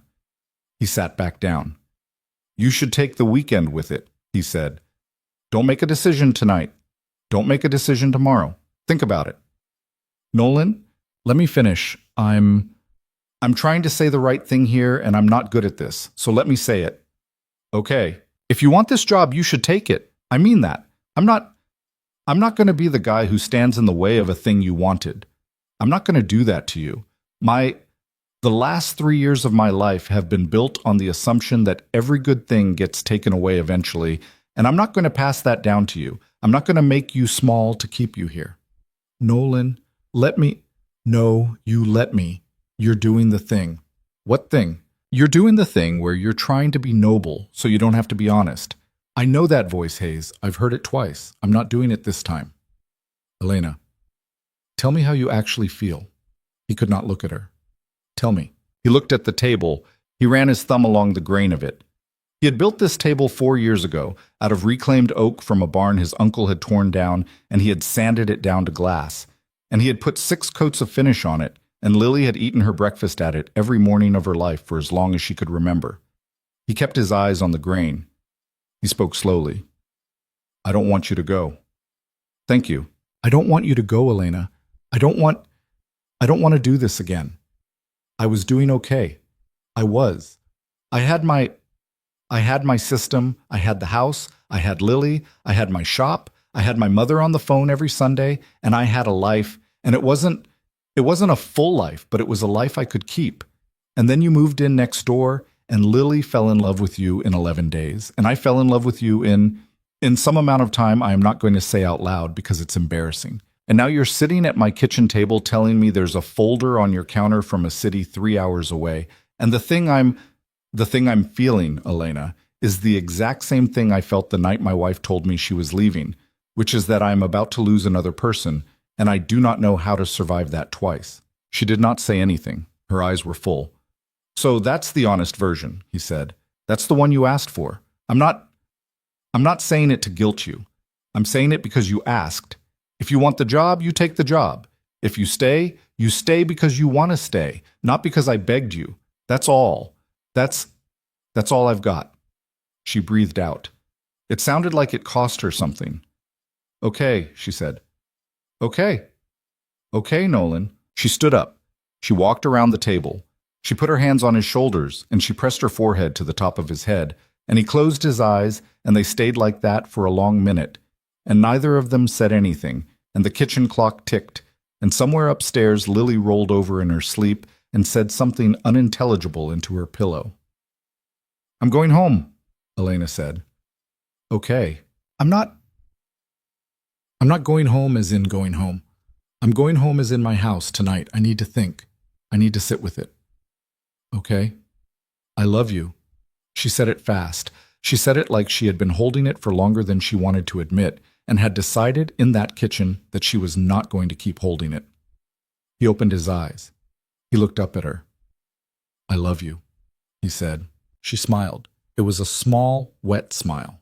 She kissed him once, on the forehead, and she left by the back door, and she did not look back because she was not going to. And Nolan sat at the table with the cold mug of tea and the oat grain under his thumb, and he sat there until almost midnight. The town started talking 2 days later. It started predictably at the diner. Somebody who worked at the post office had noticed Curtis Granger's rental car with out-of-county plates parked in front of Elena's house on Tuesday for an hour. Somebody else had seen him come out of her front door in a gray suit. Somebody else had looked up the firm on the internet and mentioned to Mrs. Carver at the diner that it was a big firm in the city and that the woman next door to Nolan Hayes seemed to be receiving visitors of a professional nature. And by Thursday it had become, in the shape of the gossip that Nolan knew so well, the story of the new neighbor who had never really planned to stay. He heard pieces of it in the hardware store. He heard pieces of it at the gas station. He heard a full accounting of it from Dale at the lumber yard, who did not know he was standing there and who said to somebody on the other end of a phone call, loud enough to carry, that he had heard the carpenter's new girlfriend was already looking at moving back to the city and that they were placing bets on when it was going to fall apart. Nolan left the lumber yard without buying what he had come for. He sat in his truck in the parking lot with his hands on the wheel, and for the first time in a week, the cold, small thing behind his sternum was not small anymore. It was large. It was a living thing. It was the same thing that had lived there for 3 years and that had gone quiet on Friday in Elena's kitchen, and it had been awake since Tuesday, and now it was snarling. He drove home. He did not go over to her house. He did not call. She texted him that night. She said, "Can I come over tomorrow after Lily's asleep?" He wrote back, "Yes," that was all. She came Friday at 9. She knocked on his back door. He let her in. Lily was upstairs and the dishwasher was running, and the house had that particular Friday night stillness of a small family that had survived another week. Elena did not take her coat off. "I'm not taking the job," she said. He stared at her. "I'm not. I called Curtis this afternoon. I told him no. I told him I appreciated the offer and I meant it, but it's not what I want anymore. I told him not to send me a counter. I was pretty clear." Elena. Elena, you don't have to. I didn't do it for you." "What?" "I didn't do it for you. I want to be very clear about that. I thought about it for 3 days. I sat with it. I wrote down pros and cons like a crazy person. I called my sister. I did not sleep. And at some point yesterday afternoon, I was sitting at my kitchen table, and I realized the whole time I was thinking about whether to take the job, I wasn't thinking about the job. I was thinking about what it would feel like to leave this street. I was thinking about what it would feel like to pack my boxes back up. I was thinking about what it would be like to stand in the driveway on a Saturday morning and look at your house across the fence and know I was never going to go through that gate again. And I realized the job wasn't the thing. You were the thing. Lily was the thing. This street was the thing. And then I called Curtis. Elena, I don't want you to feel guilty. I want that on the record. I did not do this because you asked me to. You didn't ask me to. You did the noble guy thing, and you told me to take the job, which, by the way, I almost left you over. That was the worst speech I have ever heard. I know. But you didn't ask me to stay. I stayed because I wanted to. Elena. What? He crossed the kitchen. He put his hands on either side of her face. He looked at her. You could have taken the job, he said. I was ready. I was going to survive it. I know you were. I wanted you to know that. I know. I wanted you to know that I wasn't asking you to give up a thing for me. I know. You didn't. That's why. He kissed her. This one was not like the one in her kitchen on Friday morning the week before. That one had been a release, an opening, the sound of a lock giving way after a long time being stuck. This one was a promise. This one was the kind of kiss a person gave when they had been given something they did not think they would ever receive, and they were acknowledging that they had received it. When they pulled apart, she was laughing a little. What? He said. Nothing. I'm just thinking about Curtis. He was so mad. Was he? He was so polite about being mad. It was beautiful. I have never heard a man be so gracious while wanting to throw a chair. I bet. He said, and I quote, he said, Miss Brooks, I hope you will reconsider. And I said, and I quote, I said, Mr. Granger, I will not. You sound pleased with yourself. I am very pleased with myself. He held her for another long minute. He held her standing in his kitchen with the dishwasher running and his daughter asleep upstairs and the cold thing behind his sternum gone quiet again. And he knew that the cold thing was never going to go away entirely, and he knew that there were going to be other Curtis Grangers, in one shape or another, for the rest of his life, because that was what a real life was. It kept presenting new versions of the same old fear, and you kept walking through them. But he knew now that he was capable of walking through them. He had the next 4 months to prove it. They did not happen fast. That was the thing. They did not rush.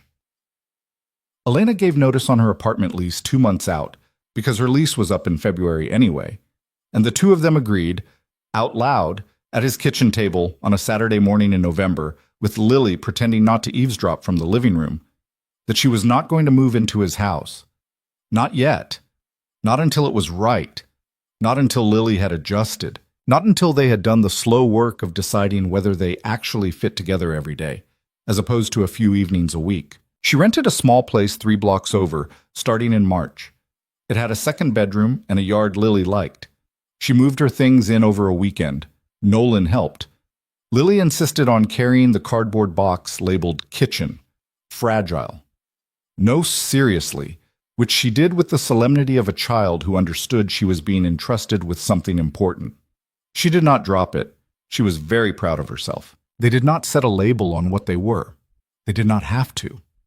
The town had already done that for them, and after about 4 weeks, the town had gotten bored and moved on to a story about somebody's cousin in Millerton who had been caught selling antique clocks that were not actually antique, and Nolan and Elena were allowed finally to exist without being a topic. His mother came to visit in February.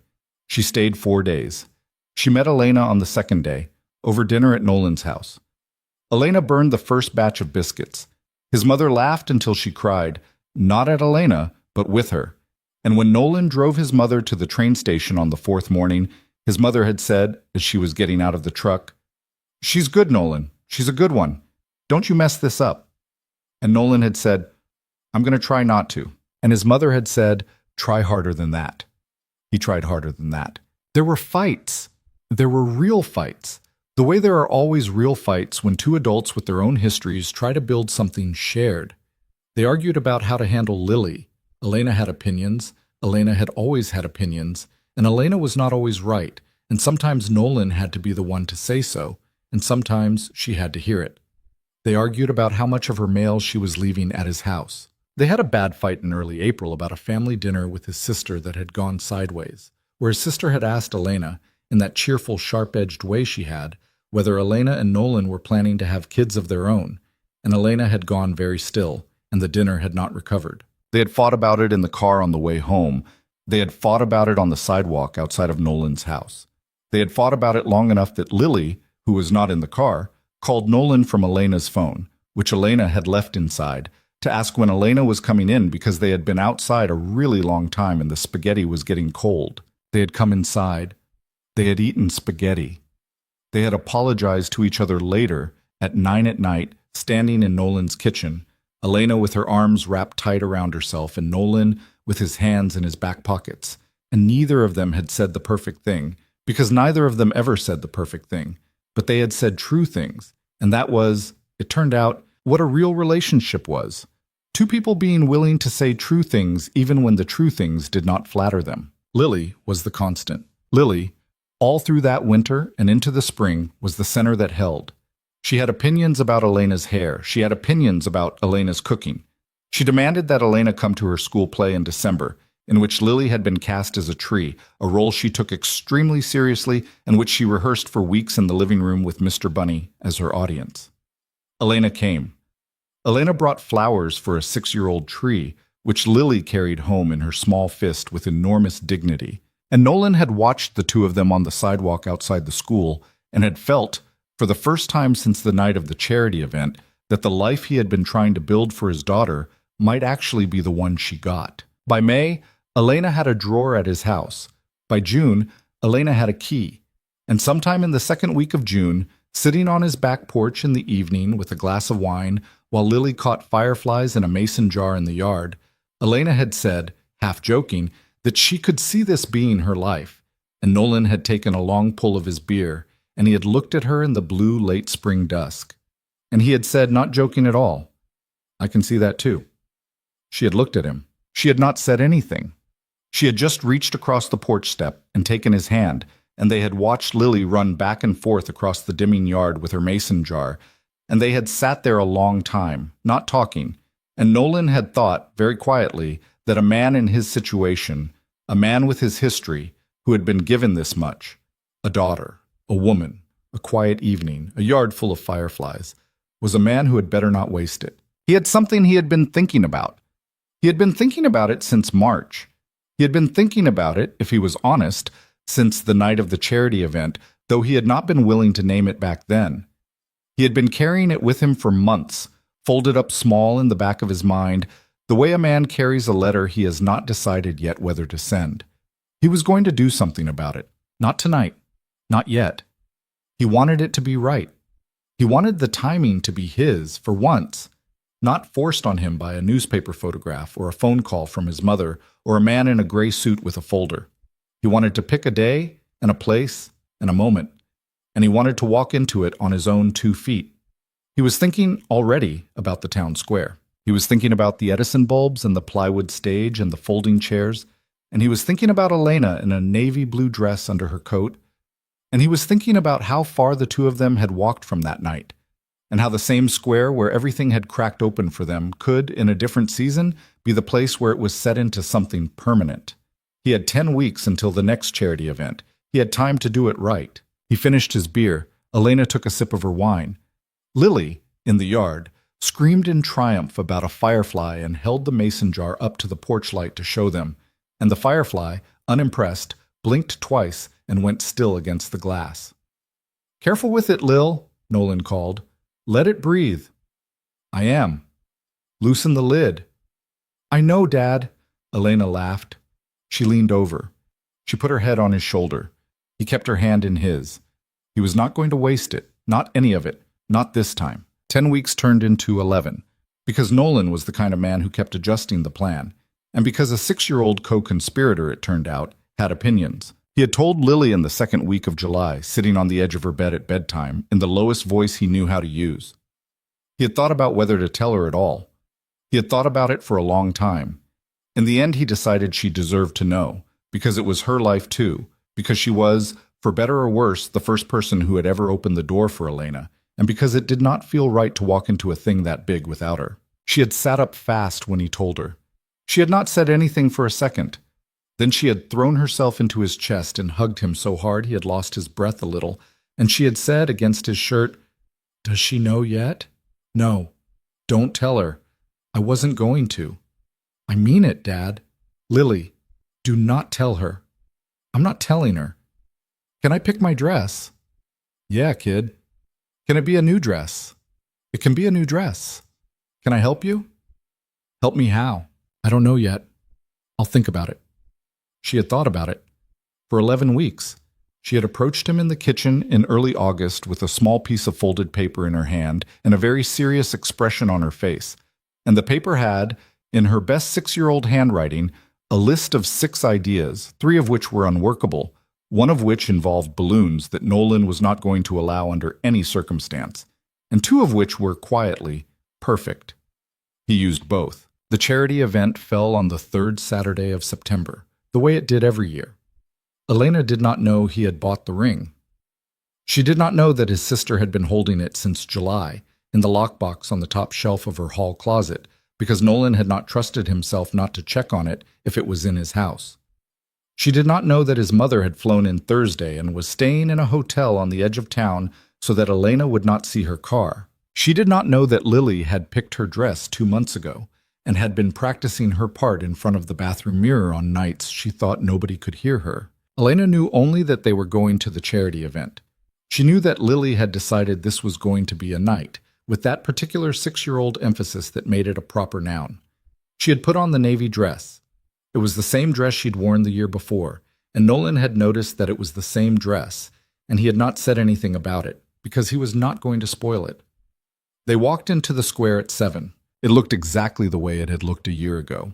Strings of Edison bulbs, folding tables, the bluegrass band tuning up on the same small plywood stage.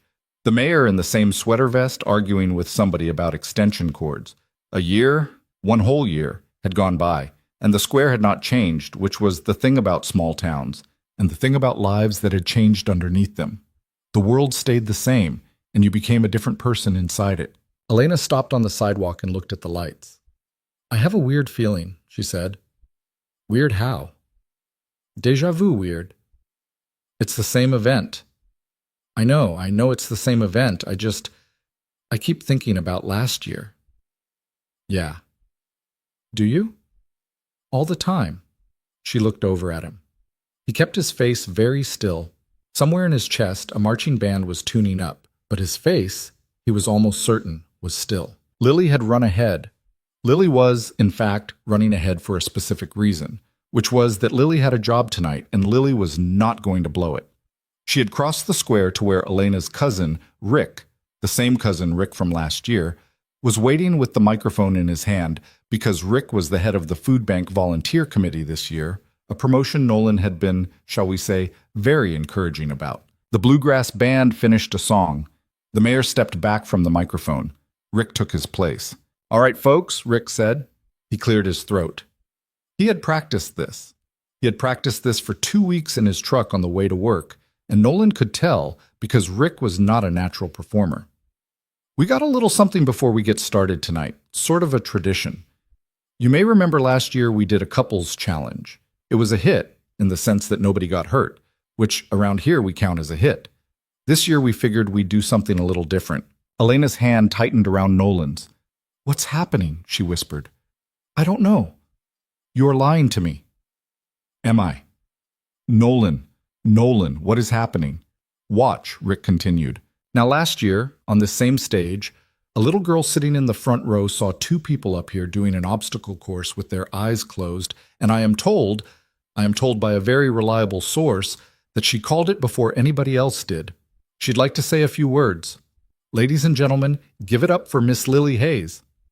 The crowd laughed and clapped because they thought it was a joke. Then Lily walked up the 2 wooden steps onto the plywood stage, in her new dress. A green dress, because she had insisted, because green had been the dress she wore a year ago, and because she had a sense of ceremony that surprised him. And she stood on her tiptoes to reach the microphone, and the square went very quiet. Elena made a small, sharp sound next to him. "Oh," she said. Oh no, oh Nolan. Watch." Nolan, what is this? Elena, watch her. Lily leaned into the microphone. Hi, she said. The square laughed. I'm Lily, she said. I'm 7. My birthday was in March. I have a note. She pulled a folded piece of paper out of the little pocket of her dress. She unfolded it. She had practiced this. She had practiced this, Nolan knew, so many times in front of the bathroom mirror that he had been able to hear the muffled rhythm of it through the door at night. And she had still insisted on bringing the paper, because she was 7 and she was not taking any chances. A year ago, Lily read carefully, my dad came up here with Miss Elena. They did the blindfold thing. My dad caught her before she fell. I saw it from the front row. I knew then. She paused. She looked up from the paper. Her small face was flushed. I knew then, she said again, not reading, just saying it, that he loved her. Elena's hand was trembling in Nolan's. Lily went back to the paper. My dad has been by himself for a long time. He was by himself when it was just me. He said that was enough. But then Miss Elena came over for cookies and she taught me that butter has to be cold.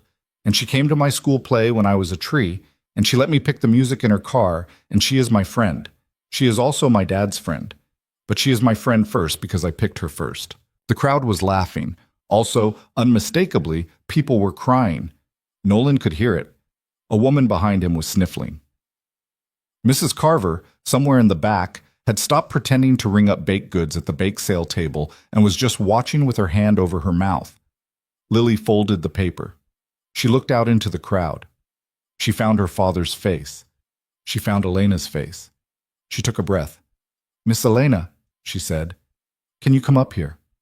Elena did not move. Miss Elena, Lily said again, patient. It's okay. Elena's head turned very slowly toward Nolan. Nolan, she whispered, go. Nolan, go on, Elena. You are a dead man, Hayes. Probably. She walked up the steps. Her legs were not steady. Lily took her hand and pulled her gently to the center of the plywood, under the strings of Edison bulbs, in exactly the same spot where Nolan had caught her a year ago, and the crowd made a sound that was somewhere between a laugh and a held breath. Nolan followed her up. He had not planned to do it this way. He had planned to be steadier. He had planned, in his head, to walk up there with the poise of a man who knew exactly what he was doing. But his hands were shaking, and his heart was doing something inappropriate in his chest. And when he got to the top of the steps and saw Elena standing under the lights with her eyes full and Lily's hand in hers, he understood that steadiness had never been part of this. Steadiness was not what he had to offer. What he had to offer was the truth. He took Elena's other hand. Nolan, she said, Nolan, what are you doing? Just let me get through this, okay? Let me get through this, okay? Elena. Yeah. A year ago we stood right here. Yeah. And I caught you, and I tucked your hair behind your ear, and I did not sleep that night because I knew something had happened to me, and I spent the next month pretending it hadn't. I know. I was scared. I know. I'm still scared, a little. I want to be honest. I want to be honest about this in front of all these people, because I am not a man who knows how to lie gracefully, and I do not want to start tonight. I was scared a year ago, and I am a little scared now, and I think I am going to be scared for the rest of my life, because the thing about loving somebody is that you are signing up to be scared of losing them every single day until one of you dies. That is the deal. That is what it is. I used to think the smart thing was to not take the deal. I used to think the smart thing was to keep my life small so there was nothing to lose. He took a breath. I was wrong. Elena was crying, not loudly, quietly, the way she cried, with her mouth pressed shut and her shoulders very still, and Nolan's throat was doing something that was going to become a problem if he did not keep moving. I thought the biggest risk of my life was going to be falling for you, he said. Turns out it wasn't. Turns out the biggest risk would have been almost letting you go. And I almost did. Last October, with that folder on your counter, I almost did the exact thing I've been doing my whole life, which was to talk myself out of the best thing in front of me because I was too tired to be brave. And you stayed anyway. You stayed anyway, and you loved me through it. And you love my daughter through it. And I don't have a lot to give you, Elena. I'm a carpenter in a small town. I'm not anybody's idea of a catch, but I can give you this. I can promise you that I am not going to waste another day of whatever I have left. I'm not going to be careful with this. Not anymore. He reached into his jacket pocket. The square had gone so quiet he could hear the wind in the string lights. Elena Brooks. Nolan, oh my! Elena Brooks, will you marry me? He held out the ring. It was not a flashy ring. It had been his grandmother's, reset by a jeweler 2 towns over, and it was small and old and plain, and it was, he knew, exactly the kind of ring she would have picked if anyone had asked her. His hand was not steady. He was not going to pretend it was. Elena looked at the ring. She looked at him. She looked at Lily, who was standing between them holding both their hands, beaming, the folded piece of paper still clutched in her small fist. Yes, Elena said. Yes, you idiot. Yes. The square broke open. Applause and people shouting, and somebody at the bake sale table actually putting her fingers in her mouth and whistling, and the bluegrass band, who had apparently been in on it. Nolan did not know for sure, but he suspected strongly, striking up the first bars of something cheerful and fast. Elena threw her arms around his neck. He slid the ring onto her finger and discovered, to his own surprise, that his hands were steadier now than they had been a minute before. The way a man's hands sometimes are once the worst part is over. Lily wedged herself between their knees and hugged them both at once. A 3-person tangle in the middle of a plywood stage under 1,000 Edison bulbs. And for a long time, none of them could have said a coherent sentence if they had been asked. His mother, it turned out, had come. She had been standing in the back the whole time. She walked up to them after, in the crowd, and did not say anything at all. She was not a woman who needed to. She just put her hand on Elena's cheek and pressed her forehead to Elena's for a second, and Elena closed her eyes. And Nolan, watching the 2 women on either side of him, understood that his life had, at some point in the last 12 months, become a different shape than the one he had been carrying around. It took a long time to get off the square. Everyone wanted to say something. Mrs. Carver from the diner, who had handed him the newspaper on a cold Friday morning a year ago and called him Hon in a voice pitched to Carrie, was the first to reach them, and she hugged Elena and did not say anything, and only patted Nolan's shoulder once on the way out of the hug. And that, from Mrs. Carver, was the kind of thing a man remembered. Dale from the lumberyard was there. Janet from up the street, the librarian, the woman from the post office whose name Elena still did not know. It was the whole town, or enough of the town that it felt like the whole town, and Nolan, who had spent 3 years trying to make himself invisible in these same streets, let himself be seen. They walked home at almost 11. Lily had fallen asleep at some point, somewhere between the bake sale and the bandstand, and Nolan carried her over his shoulder the way he had the year before, her legs dangling, Mr. Bunny, older now, one ear coming loose at the seam, tucked under her arm. Elena walked beside him, her ring hand tucked into the crook of his elbow, and neither of them said anything for a block, because neither of them needed to. At the crack in the sidewalk where her walk had once diverged from his, she stopped.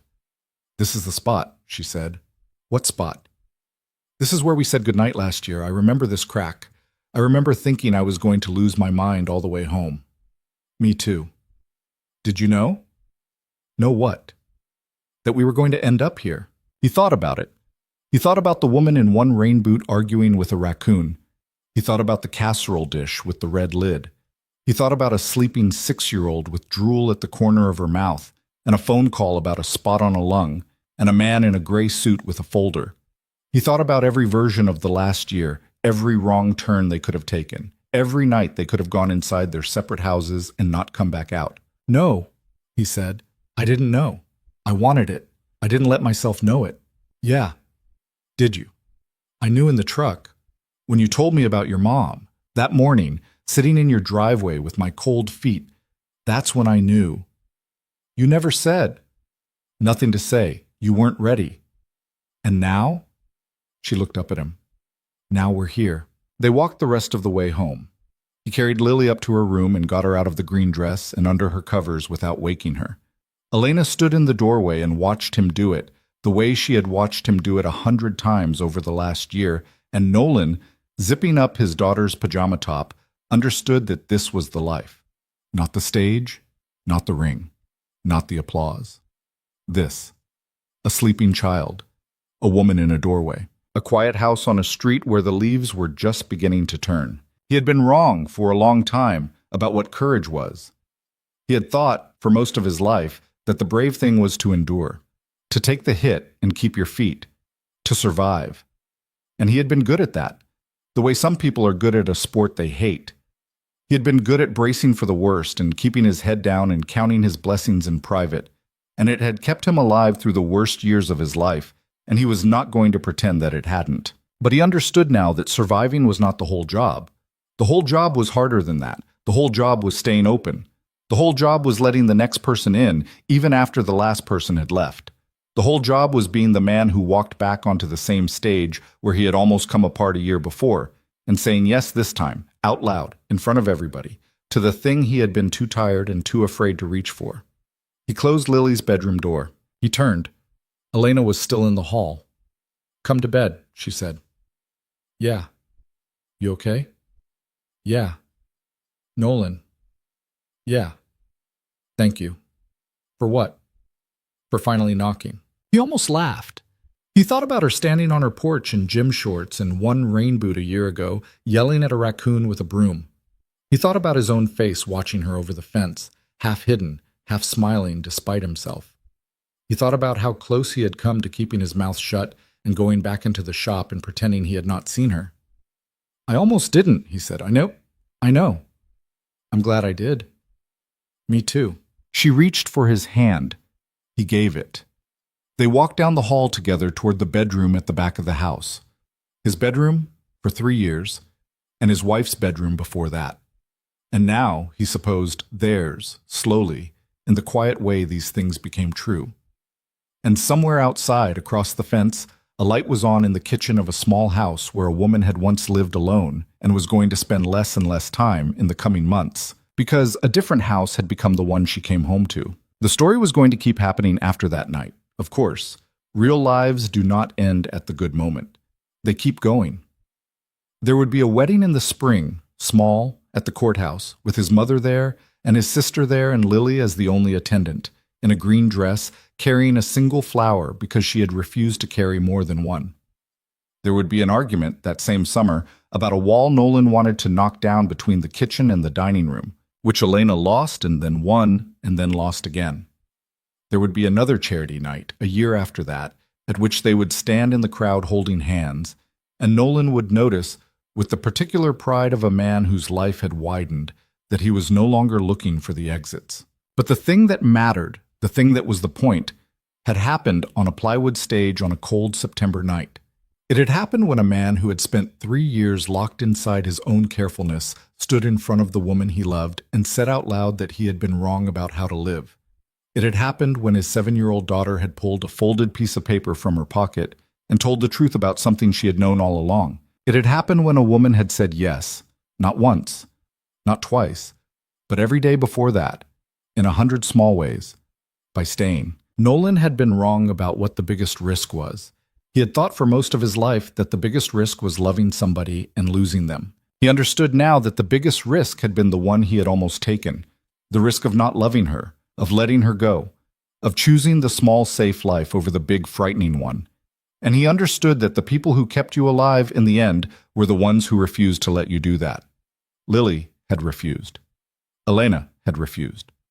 His mother, on a Thursday afternoon, on the other end of a phone call, had, without meaning to, refused. He was going to spend the rest of his life trying to do the same for them. He turned off the hall light. He closed the bedroom door behind them. Outside, the street was quiet. The maple trees were turning.